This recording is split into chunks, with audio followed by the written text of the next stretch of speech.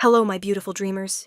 This is Luna, and welcome back to Luna's Romance Audiobooks, where trust is shattered in whispered conversations, escape happens in darkness, and sometimes fleeing before dawn means running toward your true destiny.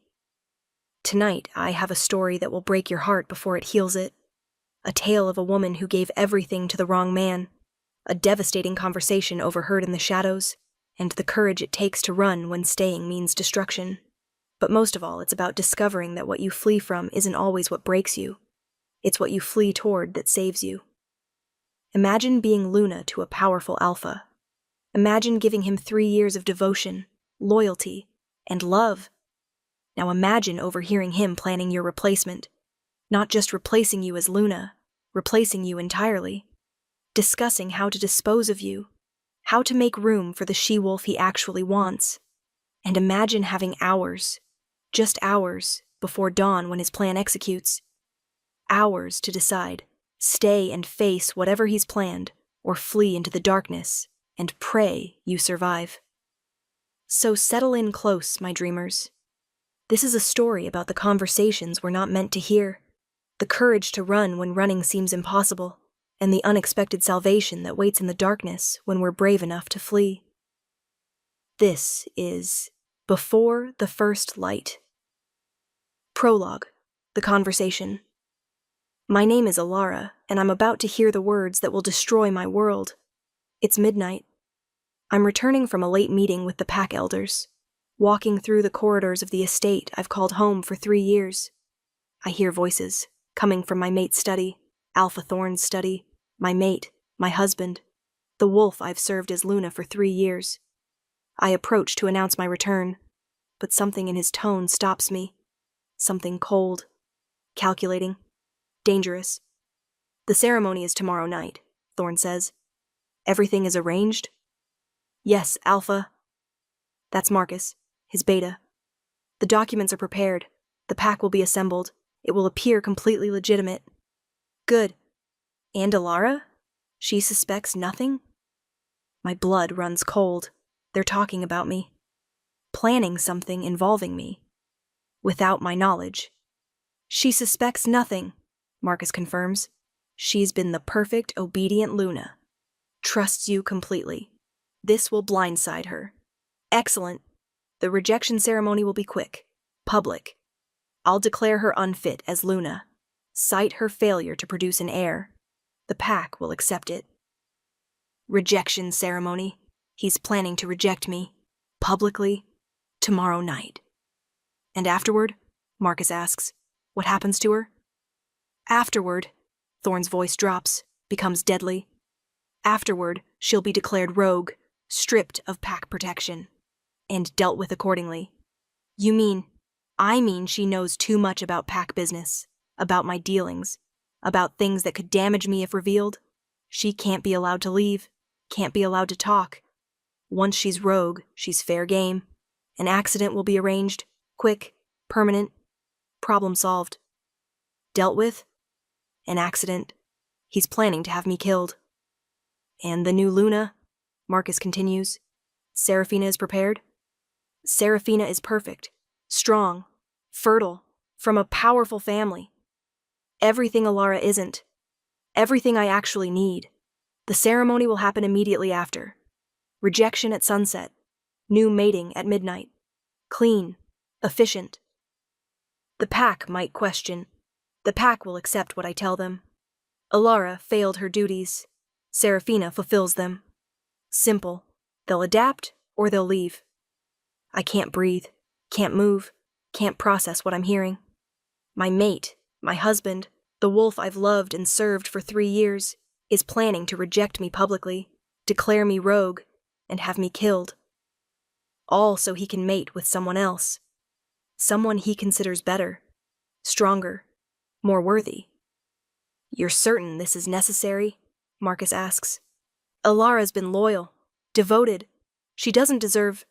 I don't care what she deserves. I care what I need, and I need her gone, permanently. Now make sure everything is arranged. I want no mistakes tomorrow.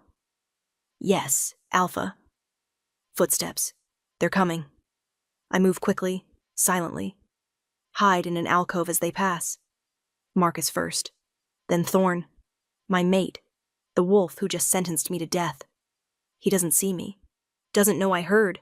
Doesn't know I'm standing in the shadows, heartbreaking, world-shattering, mind-racing. I have until tomorrow night. Less than 24 hours. Before he rejects me publicly. Before he declares me rogue. Before he has me killed. I have until dawn to disappear. To run. To escape before his plan executes. I have hours to flee the life I've built. The male I loved. The pack I've served. Hours to run before the first light reveals my absence. And I'm going to use every single one. Chapter 1. The Luna, 3 years before. The mating, I became Luna 3 years ago, chosen by Alpha Thorn Blackwood, selected from dozens of candidates to be his mate. You're perfect, he'd said during our courtship. Intelligent, graceful, exactly what Ironwood Pack needs as Luna. I'm honored. I'll do everything I can to serve the pack well. I know you will. You're dedicated, loyal, reliable. Those are rare qualities. The mating ceremony was beautiful, traditional, everything I'd dreamed of. I, Thorn Blackwood, Alpha of Ironwood Pack, take you, Alara Moonstone, as my mate, my Luna, my partner in leading this pack. I, Alara Moonstone, take you, Thorn Blackwood, as my mate, my Alpha, my partner in all things. The bond formed, not fated, just chosen, but strong, binding, meant to be permanent. You're mine now, Thorn said after the ceremony. My Luna, my responsibility, my asset. Asset. An odd word, but I dismissed it, focused on the joy, the honor, the future. The first year was perfect, or so I thought. I threw myself into Luna duties, managing the pack house, organizing events, supporting Thorn's leadership, being the perfect mate. You're doing well, Thorn would say. The pack approves of you. You're fulfilling your role adequately. Adequately. Not excellently. Not wonderfully. Adequately. Is there something I should improve? I'd ask. Just keep doing what you're doing. Be present. Be useful. Don't cause problems. I didn't cause problems. I was the perfect Luna. Supportive, obedient, dedicated. Everything he supposedly wanted. You're so lucky, other she-wolves would say. Mated to the Alpha. Living in luxury. Being Luna. I am lucky. Thorn is a good mate. A strong Alpha. I'm grateful. But something felt off. Thorn was distant, detached. He treated me like an employee, not a mate, like I was fulfilling a function, not building a partnership. Do you love me? I asked one night, needing reassurance. Love? That's irrelevant. We're mated. We fulfill our roles. That's what matters. But do you care about me? As myself? As Alara? I care that you're an effective Luna, that you represent the pack well, that you fulfill your duties. Isn't that enough? It should have been a warning. Should have shown me what he really thought. But I made excuses, told myself he was just practical, focused on pack duties, not emotionally expressive. I convinced myself it was enough. The second year, too, was when things started changing. Subtle things at first. We need an heir, Thorn announced one evening. You've been Luna for a year. It's time. I agree. I'm ready when you are. Good. We'll begin trying. The pack needs to see continuity. An heir ensures stability. He spoke about having children like it was a business transaction, not creating a family, creating continuity, ensuring stability. We tried for months. Nothing happened. You're not conceiving, Thorn said, frustrated. Why not? I don't know. Maybe we should see the pack healer. I've already seen her. I'm fine. Perfectly fertile. The problem is you. The pack healer examined me, found nothing wrong. Sometimes these things take time. There's no medical reason you can't conceive. Just keep trying. But Thorn's attitude changed. He became colder, more critical, more distant. You have one job as Luna, one primary function, and you're failing it. I'm trying.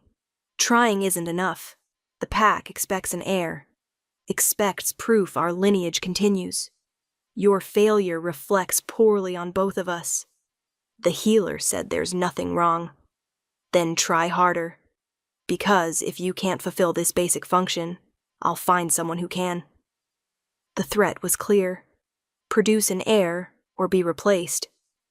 I tried harder, desperate, terrified, but nothing worked. You're broken, Thorn said after a year of trying. Defective. Useless. The words destroyed me. But I kept trying, kept hoping, kept believing he'd change his mind, that he'd value me for more than just producing children. I was so naive. The third year, year 3, was when I started noticing her. Seraphina, a she-wolf from a visiting pack. Who is she? I asked, seeing Thorn talking with her at a gathering. Seraphina Nightshade, from the Crescent Moon pack. Her father is Alpha there. She's visiting to discuss alliance matters. She seems very friendly with you. She's intelligent, well-connected, useful for pack politics. Don't be jealous, Alara. It's unbecoming. But I was jealous, because Thorn looked at Seraphina the way he'd never looked at me, with interest, appreciation, desire. She's beautiful, I mentioned to Marcus one day. Very, and fertile. She has 3 younger siblings, comes from a strong bloodline. Why are you telling me this? No reason, just making conversation. But it wasn't just conversation. It was a message. Seraphina was everything I wasn't. Fertile, from a powerful family, able to give Thorn what I couldn't. Seraphina will be staying with us, Thorn announced, indefinitely, for alliance purposes. She's living here, in our home, in the guest wing. Is that a problem? It feels inappropriate. Your feelings are noted and dismissed. She's staying. She's valuable to pack interests. Deal with it. And she stayed. For months. Always around Thorn. Always laughing with him. Always being everything I wasn't. You should be worried, one of the pack she-wolves whispered to me. He looks at her differently than he looks at you. He's my mate. He's an alpha. And you failed to give him an heir. That makes you replaceable. Seraphina is younger, fertile, from a better family. If I were you, I'd be very worried. I was worried. Terrified. But I didn't know what to do. Didn't know how to compete with someone who was everything I supposedly wasn't. 3 months ago, the distance. 3 months ago, Thorn stopped coming to our shared chambers, stopped pretending we had a real mating, stopped even basic courtesy. Where do you sleep now? I asked when I noticed. That's not your concern. Focus on your duties. Stop monitoring my movements. I'm your mate. You're my Luna. There's a difference. Fulfill your role. Stop demanding things you're not entitled to. I'm entitled to honesty, to respect, to basic partnership. You're entitled to what I decide you're entitled to. Nothing more. Now drop this. I'm tired of your neediness. I should have confronted him, should have demanded truth, should have seen what was coming. But I didn't. I just tried harder, tried to be more perfect, more useful, more valuable, tried to be enough for a male who'd already decided I wasn't. Last week, the signs became impossible to ignore. Thorn and Seraphina were together constantly, laughing, touching, behaving like mates while I was treated like a servant. People are talking, I told him, about you and Seraphina, about how inappropriate it looks. Let them talk. I don't care about gossip. I care. I'm your Luna. This humiliates me. Then be a better Luna. Give me an heir. Give me a reason to value you. Until then, stop complaining about things you can't control. I can't control my fertility. Exactly. You can't control the one thing that matters. So maybe you shouldn't be Luna at all. Maybe someone more capable should take your place. The threat was explicit, clear. He was going to replace me.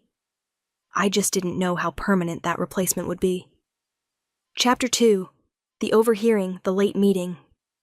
The night I overheard his plans started ordinarily, a meeting with pack elders, discussing territory boundaries, standard Luna business. "Thank you for your input, Luna Alara," the head elder said as we concluded. "You've been invaluable in mediating this dispute. I'm just doing my duty. You do it well. The pack is fortunate to have you." The compliment warmed me, made me feel valued for the first time in months. I returned to the estate around midnight, planning to go straight to bed. But I heard voices from Thorne's study. Curious. Who would he be meeting with this late? I approached the door, intending to knock, to announce my return. Then I heard my name. The plan revealed. "And Alara? She suspects nothing?" Marcus's voice, asking about me. Why were they discussing me? I pressed closer to the door, listening, heart pounding. "She suspects nothing. She's been the perfect, obedient Luna. Trusts you completely. This will blindside her." Thorne's response made my blood run cold. "Excellent. The rejection ceremony will be quick, public. I'll declare her unfit as Luna. Cite her failure to produce an heir. The pack will accept it." Rejection ceremony. He was planning to reject me. Publicly. Declare me unfit. I kept listening. Needed to know more. Needed to understand. And afterward? What happens to her? Afterward, she'll be declared rogue, stripped of pack protection, and dealt with accordingly. Dealt with, the casual way he said it, like I was a problem to eliminate, a loose end to tie up. I mean she knows too much about pack business, about my dealings, about things that could damage me if revealed. She can't be allowed to leave, can't be allowed to talk. Once she's rogue, she's fair game. An accident will be arranged. Quick, permanent, problem solved. An accident. He was planning to have me killed. My mate, the wolf I'd given 3 years of my life to, was planning my murder. And the new Luna? Seraphina is prepared? Seraphina is perfect, strong, fertile, from a powerful family. Everything Alara isn't. Everything I actually need. The ceremony will happen immediately after. Rejection at sunset. New mating at midnight. Clean. Efficient. He'd been planning this. For how long? Weeks? Months? How long had he been plotting my replacement and death? The details. I listened to them discuss logistics. Every word a knife to my heart. The rejection will be at sunset. In the pack square. Maximum witnesses. Maximum legitimacy. And you're certain she won't fight it? What can she fight? She's failed her primary duty. Failed to produce an heir. The pack knows it. They'll support my decision. Some might object to the speed, rejecting her one moment and mating Seraphina the next. Let them object. I'm alpha. My decisions are final. Those who don't like it can leave. And the accident? Will happen within 48 hours of the rejection. Once she's rogue, we have legal cover. A tragic hunting accident. A fall. A rogue attack. Something believable. Something that can't be traced back to us. You're certain this is necessary? She's been loyal. Loyalty is irrelevant. She knows things, sensitive things, about the alliance with Shadowpack, about the territory deals, about financial arrangements that wouldn't hold up to scrutiny. She's a liability. Liabilities must be eliminated. So, it wasn't just about replacing me with Seraphina. It was about silencing me, making sure I couldn't reveal whatever shady dealings Thorne had been involved in. I'd been so blind, so trusting, so stupid. The timeline. Tomorrow night, then. Everything is arranged? Everything. Documents prepared, pack assembled, Seraphina ready. Guards briefed on the post-rejection security measures. Post-rejection security measures. Guards to ensure I couldn't escape, couldn't run, couldn't save myself. Good. I'll announce a mandatory pack gathering tomorrow at sunset. Alara won't suspect anything unusual. She'll walk right into it. And if she does suspect, if she tries to leave, she won't. She's too obedient, too devoted, too desperate for my approval. She'll come to the gathering hoping for acknowledgement. Instead, she'll get rejection and condemnation.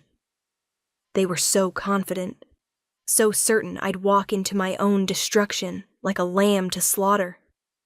One more thing, Marcus said. What about her family? The Moonstones will object to her being killed. The Moonstones disowned her when she mated me. Said she was pack property now. They won't interfere. No one will. Alara is alone, unprotected. Perfect target. Perfect target, that's what I'd become. Not Luna, not mate, not even person. Just a target to eliminate. It's the realization. Footsteps. They were leaving the study. I had seconds to hide. I pressed into an alcove, watched them pass. Marcus first, then Thorn, my mate, my husband. The wolf I'd loved, served, devoted myself to. He walked past without seeing me, without knowing I'd heard everything, without knowing his perfect plan was about to unravel. Because I wasn't going to that gathering, wasn't going to stand there and let him reject me publicly, wasn't going to be declared rogue, wasn't going to wait around to be murdered. I was going to run. Tonight. Before dawn. Before he even knew I was gone. I had hours. Maybe 10 hours before dawn. Before people woke. Before guards noticed. 10 hours to pack what I could carry. To leave behind everything I couldn't. To disappear before the first light revealed my escape. 10 hours to save my own life. And I was going to use every single one. Chapter 3. The preparation, midnight to 1 a.m. The shock. I stood in that alcove for minutes, maybe hours, couldn't move, couldn't process, couldn't breathe through the betrayal. 3 years. 3 years of devotion, of service, of trying to be the perfect Luna. And he'd been planning my murder. Finally, my survival instinct kicked in. Standing here wouldn't save me. Running might. I crept to my chambers, locked the door, leaned against it, let the reality hit me. I was going to die. Tomorrow night. If I stayed, if I attended that gathering, if I let Thorn execute his plan, unless I ran, unless I disappeared, unless I fled before the first light. 1 a.m. to 2 a.m., the planning. I forced myself to think, to plan, to strategize. What could I take? Not much. Had to travel light. Had to move fast. Money. I had my personal accounts. Not much, but enough. I transferred everything to an untraceable account. Made it accessible only to me. Documents. I gathered my identification. Birth certificate. Any proof of who I was before I became Luna. Clothing. Practical clothes. Dark colors. Designed for travel, not luxury. Weapons. A silver knife. Small but effective. For protection. Food. Whatever non-perishable items I could carry. Medicine. Basic first aid. Painkillers. Anything that might help. I laid it all out, packed it methodically, kept my mind busy so I wouldn't think about what I was doing, what I was leaving, what I'd lost. 2 a.m. to 3 a.m. The doubt at 2 a.m., doubt crept in. Paralyzing. Devastating. Maybe I'd misheard. Maybe Thorn wasn't really planning to kill me. Maybe I was overreacting. But no. I'd heard every word, every detail, every confirmation. He was going to reject me, declare me rogue, have me killed. This wasn't paranoia. This wasn't misunderstanding. This was reality. And reality meant I had to run. But where? I had no pack. No family who'd take me in. No allies who'd protect me against an alpha. I'd be rogue, alone, vulnerable. Easy prey for anyone who wanted to finish what Thorn started. You'll die out there, a voice in my head whispered. Alone. Hunted. Destroyed. Maybe, I whispered back. But I'll die fighting. Not waiting for execution. Not obedient to the end. Fighting. That decided it.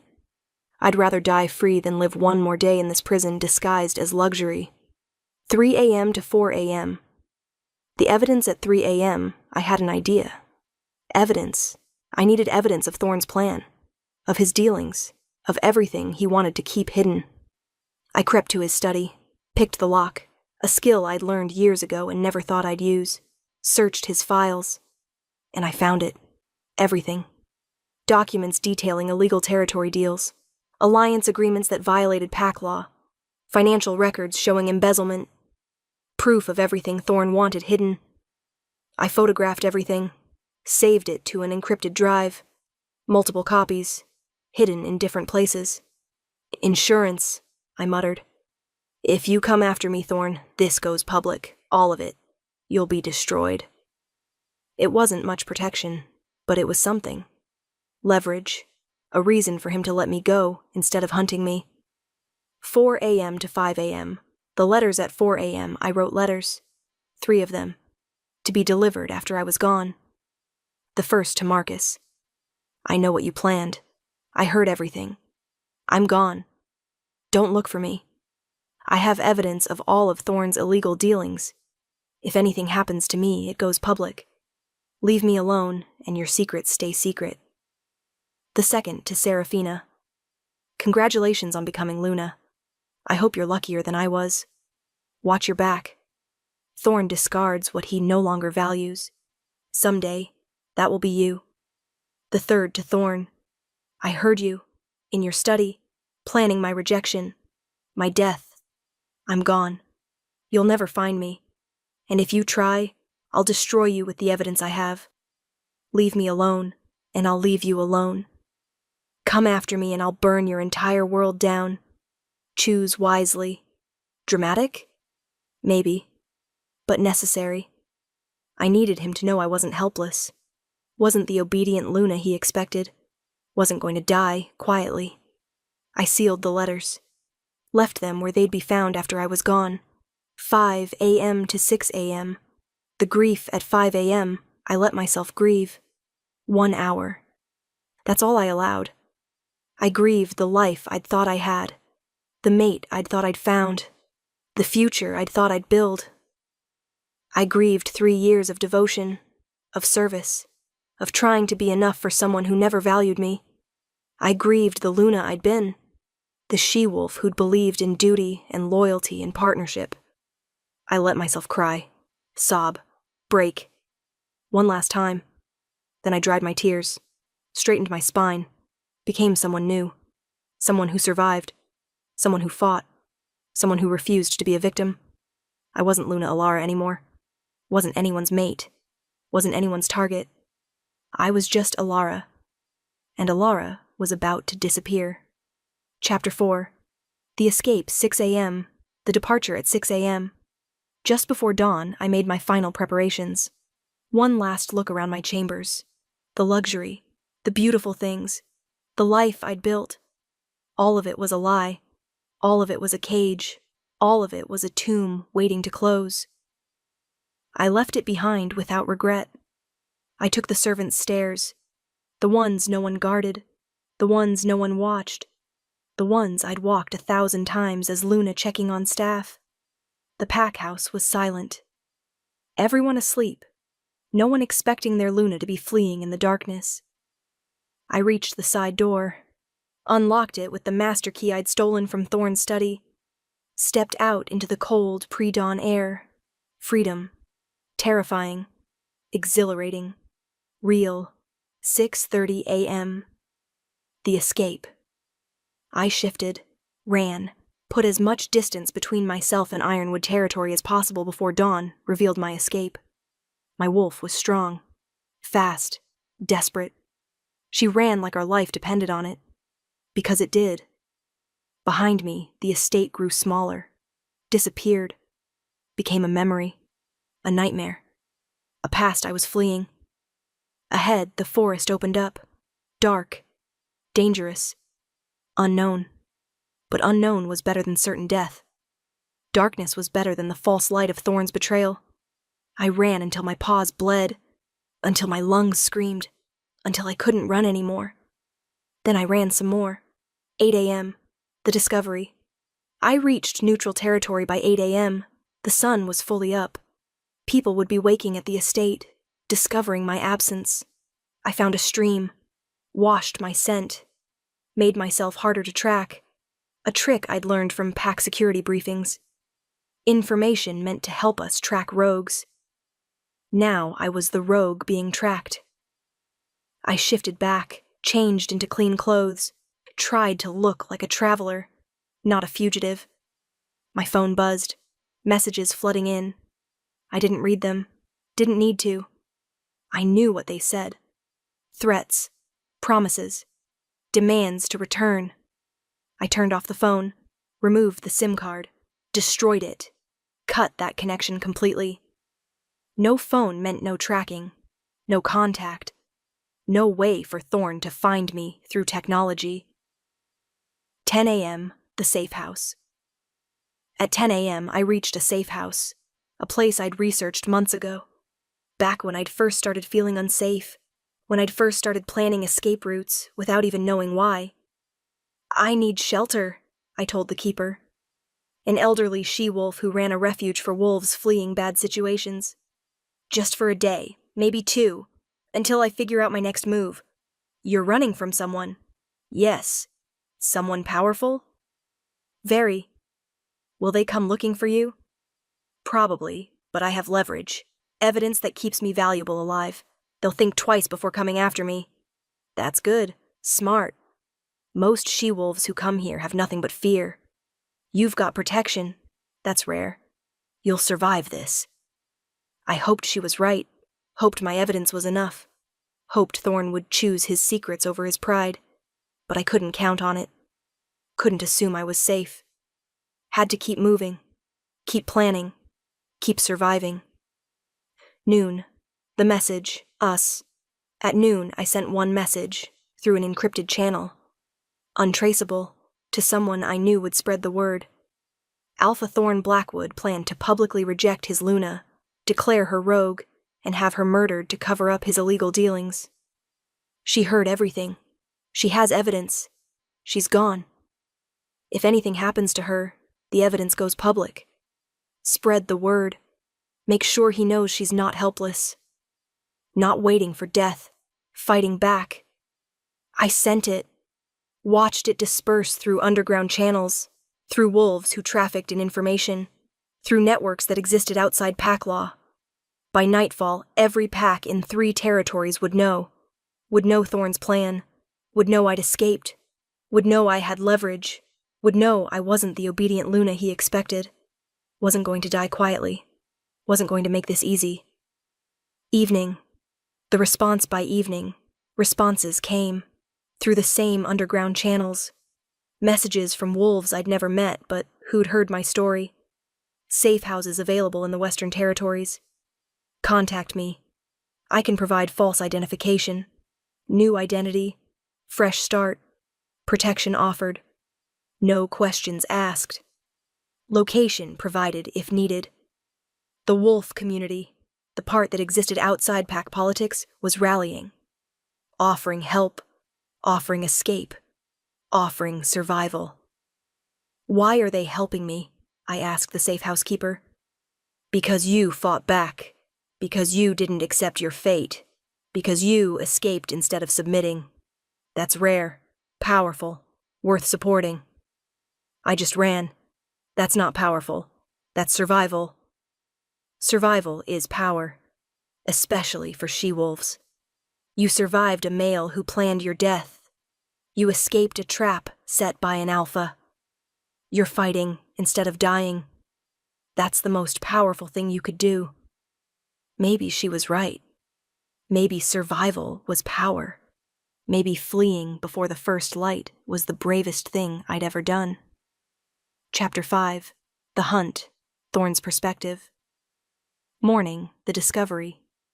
I discovered Alara's absence at 8 a.m., went to her chambers to finalize details for tonight's gathering. Found them empty, stripped of personal items. abandoned. "Where is she?" I demanded of the servants. "We don't know, Alpha. We haven't seen Luna Alara since late last night." "Find her. Now, search the entire estate." They searched. Found nothing. She was gone. Disappeared. Fled. "How did she know?" Marcus asked when we convened in my study. "How did she know to run?" "She must have overheard, last night, when we were discussing the plan." "Impossible. The door was closed. We were careful, clearly not careful enough. She heard. She ran. Now she's gone, and tonight's plan is destroyed. We can still proceed, reject her in absentia, declare her rogue, and look like a fool? An alpha whose mate fled before his rejection ceremony? That's not strength. That's humiliation." The letters. We found the letters at 9 a.m., 3 of them, sealed, addressed. I opened mine, read it, felt rage building with every word. "I heard you, in your study, planning my rejection, my death. I'm gone. You'll never find me. And if you try, I'll destroy you with the evidence I have. Leave me alone, and I'll leave you alone. Come after me, and I'll burn your entire world down. Choose wisely. Evidence." She had evidence. Of what? My dealings? My alliances? Everything I'd been hiding? "What evidence?" Marcus asked, reading over my shoulder. "I don't know. But if she's been collecting it, if she has proof of the Shadowpack alliance, the territory deals, the financial arrangements..." I couldn't finish. "She could destroy us." "Exactly, which means we can't just hunt her down, can't eliminate her without ensuring the evidence is destroyed first. So what do? We find her, carefully, quietly. We recover the evidence, then we eliminate her, in that order. The search. I mobilized search parties immediately, sent trackers, hunters, my best wolves. Find her, bring her back, alive. I need to know what evidence she has, where it's stored. Then we'll deal with her." But she'd covered her tracks well, washed her scent, disabled her phone, disappeared into neutral territory where pack authority didn't reach. "She's gone to ground," the head tracker reported. "Used every anti-tracking technique in the book. Whoever taught her this knew what they were doing. I taught her, through pack security briefings, through protocols meant to help us track rogues. I gave her the tools to escape me." The irony was bitter. I'd created my own worst enemy by being thorough in my security training. The message. At 2 p.m., a message spread through interpack networks. Anonymous, untraceable, devastating. Alpha Thorn Blackwood planned to publicly reject his Luna, declare her rogue, and have her murdered to cover up his illegal dealings. She heard everything. She has evidence. She's gone. If anything happens to her, the evidence goes public. Every pack in 3 territories heard it, knew it, judged me for it. My phone exploded with messages, questions, demands for explanation. "Is it true you planned to kill your mate? What illegal dealings is she referring to? The High Council wants answers, Alpha. Now." I was being destroyed, publicly, completely, by a she-wolf I'd dismissed as weak and obedient. "Deny everything," Marcus advised. "Say she's lying, having a breakdown, making false accusations. No one will believe that. She was too credible, too specific. And if she actually has evidence, then we're destroyed anyway. Might as well deny." But denial felt futile. Alara had outplayed me, had turned my own plan against me, had escaped and weaponized her knowledge in one perfect move. The realization. Sitting in my study that night, the night I should have been rejecting Alara and mating Seraphina, I realized something. I'd underestimated her. Completely. Catastrophically. Underestimated her intelligence, her courage, her survival instinct. I'd thought she was weak, obedient, easily controlled, just a useful Luna who'd accept whatever I decided. Instead, she'd been strong enough to overhear my plan and not break. Smart enough to gather evidence. brave enough to run, strategic enough to protect herself with leverage. She'd outmaneuvered me, an alpha with years of experience, outmaneuvered by the mate I'd dismissed as worthless. We need to find her, I told Marcus. Not to kill her, to negotiate. Negotiate? If we can't eliminate her safely, we make a deal. She keeps her evidence private. We leave her alone, clean break, both sides protected. You think she'll agree? She doesn't want to destroy me. She wants to survive. We can both get what we want, if I'm smart enough to offer it. But finding her to negotiate proved impossible. She'd disappeared completely, gone to ground in a network I couldn't penetrate, protected by wolves I couldn't threaten. Alara was gone, and I was left dealing with the wreckage she'd left behind. Chapter 6. The New Life, 6 months later. The fresh start. 6 months after fleeing, I'd built a new life, in the Western Territories, under a new identity, as someone completely different from Luna Alara. You're doing well, my employer said. I worked at a bookstore now, quiet, peaceful, anonymous. You're reliable, dedicated, exactly what we need. Thank you, I appreciate the opportunity. Can I ask, what brings a she-wolf like you to this remote town? You seem educated, cultured, like you came from somewhere important. I did. I left. Now I'm here. That's all that matters. She didn't push. In the Western Territories, people respected privacy, respected that wolves came here to escape, to restart, to survive. I lived simply, worked hard, kept to myself. No one knew who I was. No one knew what I'd been. No one knew I was the Luna who'd fled an Alpha's murderous plot. I was just Lara, bookstore worker, quiet she-wolf. Nobody important. It was perfect. The peace, for the first time in 3 years, I was at peace. No thorn, no pressure, no performance. No trying to be perfect for someone who'd never value me. I read, walked, existed. Simple pleasures I'd never had time for as Luna. You seem content, my landlady observed, like you've found what you were looking for. I found myself. That's more than I expected. Running from something bad? Running from someone who wanted to destroy me. I escaped. I survived. I'm rebuilding. Good for you. Most she-wolves who run don't make it. They get caught, dragged back, destroyed. You're strong. You'll thrive here. I hoped she was right. Hoped I could build a life here. Hoped Thorn would keep the implicit bargain. Leave me alone, and I'd leave him alone. So far, he had. No hunters, no trackers. No attempts to find me. Either he'd accepted the bargain, or he couldn't find me. Either way, I was safe, for now.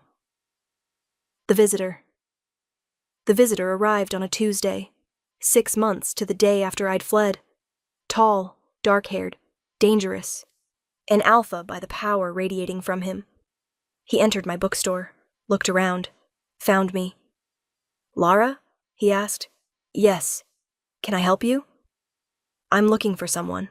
A she-wolf, former Luna, fled her pack 6 months ago. I think you might be her. My blood ran cold. I don't know what you're talking about. Your name is Alara. You were mated to Alpha Thorn Blackwood. You overheard his plan to reject and kill you. You fled before the first light. You have evidence of his illegal dealings. Am I wrong? Who are you? My name is Kale. I'm Alpha of the Shadow Ridge Pack. I'm not here to harm you.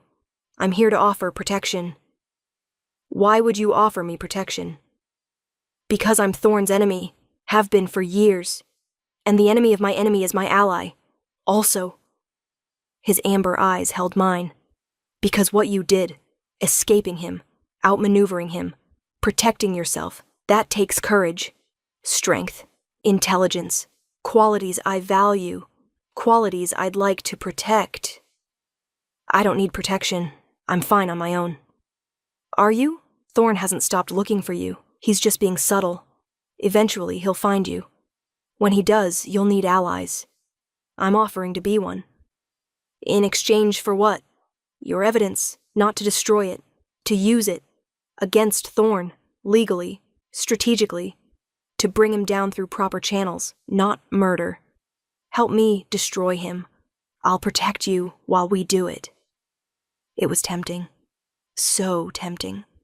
The chance to actually fight back, to destroy Thorn instead of just hiding from him. But it was also dangerous. Aligning with Thorn's enemy meant becoming a target again, meant giving up my peace, meant risking everything. I need to think about it. Take your time. But Alara? He pulled out a card. When Thorn finds you, and he will eventually, call me. I'll come. I'll protect you. You don't have to fight alone. He left, and I stood there holding his card, wondering if surviving meant hiding forever or fighting back. Epilogue. 1 year later. 1 year after fleeing, I stood in High Council chambers, testifying against Thorn, presenting my evidence, watching him face consequences. The evidence shows illegal territory deals, alliance violations, embezzlement, and conspiracy to commit murder, the Council Alpha pronounced.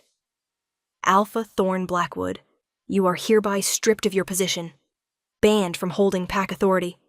Your assets are frozen. You face criminal prosecution. Thorn stared at me across the chamber. Hatred, rage, defeat. You did this, he snarled. You destroyed me. No, you destroyed yourself. I just survived it. And then I decided surviving wasn't enough. I decided to fight back, to make sure you could never do this to anyone else. Kale stood beside me. True to his word, he'd protected me, helped me build the case, ensured I was safe while bringing Thorn down. You were brave, Kale said after the hearing. Braver than most wolves would be. You could have stayed hidden, stayed safe. Instead, you fought. I got tired of hiding, tired of letting him win, tired of being afraid. What will you do now? Now that he's destroyed? Now that you're free? I don't know. I've been running or fighting for so long. I don't know how to just exist, be normal, live without fear. Then let me show you. Stay in Shadow Ridge. Join my pack. Not as a replacement for what you lost. As something new. Something better. Something chosen instead of forced. Are you asking me to be your Luna? I'm asking you to be yourself. To heal. To build a life on your terms. If that eventually leads to being Luna, great. If not, also great. I just want you to be free. To choose. To live without fear. Looking at him, at the Alpha who'd protected me, believed in me, supported me, I made a choice. Not because I had to. Not because I was trapped. Not because I had no other options. Because I wanted to. Okay, I'll stay. I'll join your pack. I'll build something new. With you. If you'll have me. I'll have you. Exactly as you are. Survivor. Fighter. She-wolf who fled before the first light and became stronger for it. And that's what I did. I stayed. I healed. I built a life I chose instead of one I'd been forced into. I became Kale's Luna. Not because I had to. Because I wanted to. Because he valued me, protected me, loved me for exactly who I was. Thorn had tried to destroy me. Instead, he'd freed me. Fleeing before the first light had been the bravest thing I'd ever done. And building a new life afterward? That was even braver. Sometimes running is the strongest choice. Sometimes fleeing saves you. Sometimes the darkness before dawn is when you find your courage. I'd fled before the first light, and I'd run straight into my destiny. Closing. And there you have it, my beautiful dreamers. The story of Alara, Thorn, and Kale. Proof that overhearing betrayal can save your life. Fleeing before dawn takes courage, and sometimes running from darkness leads you straight to light. Did this story move you? Did you feel Alara's terror and triumph? Did you believe in her escape and redemption? Then show me some love. Hit that like button. Drop a comment telling me if you think she should have confronted Thorn before fleeing. and subscribe to Luna's romance audiobooks so you never miss another tale of survival and strength. I want to know, would you have run immediately or tried to gather more evidence? Would you have accepted Keel's protection? Would you have fought back or stayed hidden? Tell me in the comments. Until next time, my dreamers, may your betrayals be overheard, your escapes be successful, and your courage to flee lead you to safety and love. This is Luna signing off. Sweet dreams, beautiful souls.